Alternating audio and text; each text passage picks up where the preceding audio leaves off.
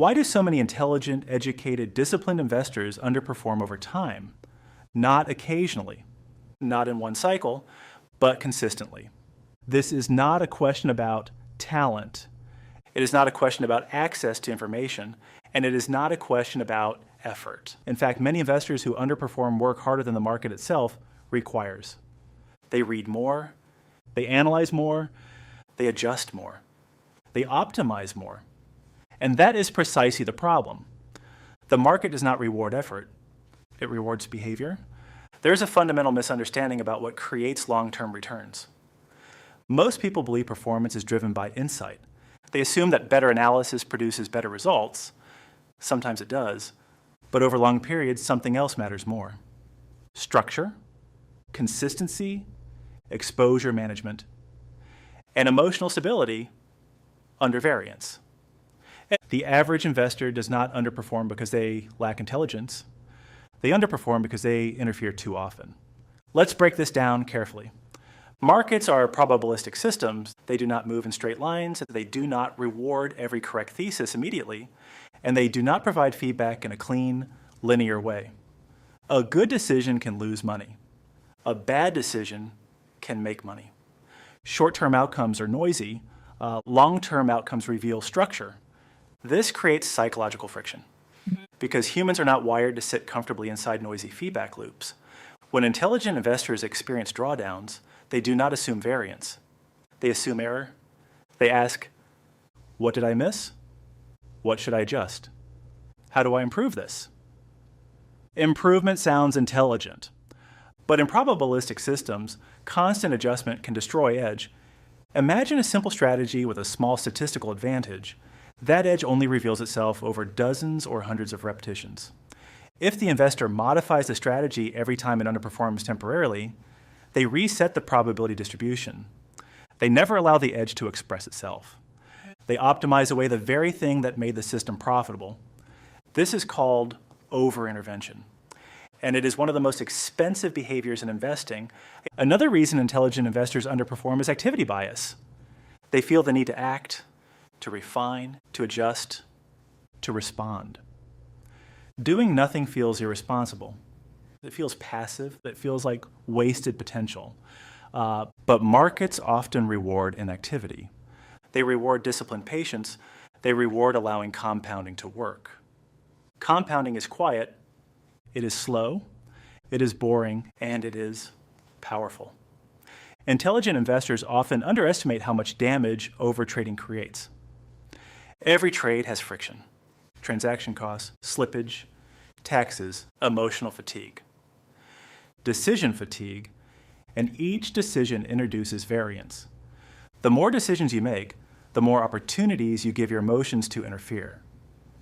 This is why many professional fund managers underperform passive benchmarks, not because they are unintelligent, but because they must justify their existence through activity. They must look engaged. They must make visible decisions. And visible decisions are not always optimal decisions. Now let's go deeper. Another reason intelligent investors underperform is narrative attachment. They build strong theses. They research deeply. They understand industries, macro trends, and valuation models. Their explanation becomes coherent. And coherence feels like truth. When markets move against their narrative, they do not simply reassess. They defend. They extend timelines. They reinterpret evidence. They double down. Not because they are reckless, but because abandoning a well-researched idea feels like intellectual defeat. Markets do not care about intellectual consistency. They care about positioning and flows. You can be fundamentally correct and still underperform for years. If your structure cannot tolerate that time horizon, your intelligence becomes a liability. There's also the issue of calibration. Intelligent investors often have strong conviction. Conviction can be useful, but conviction must be proportional to uncertainty. When conviction exceeds uncertainty, exposure increases, concentration increases, risk increases, and eventually, one mistake erases multiple correct decisions. This is another uncomfortable truth. In markets, you do not need to be wrong often to underperform. You only need to be wrong while overexposed. Now consider time horizons. Most intelligent investors believe they are long-term, but emotionally they react short-term. They check prices daily, they consume news hourly, they feel volatility immediately, and volatility creates the illusion of urgency. Urgency triggers action. Action increases variance. Variance reduces performance consistency. This is why long-term strategy combined with short-term emotional reaction creates chronic underperformance. You cannot have a long-term plan and a short-term nervous system dominating your decisions.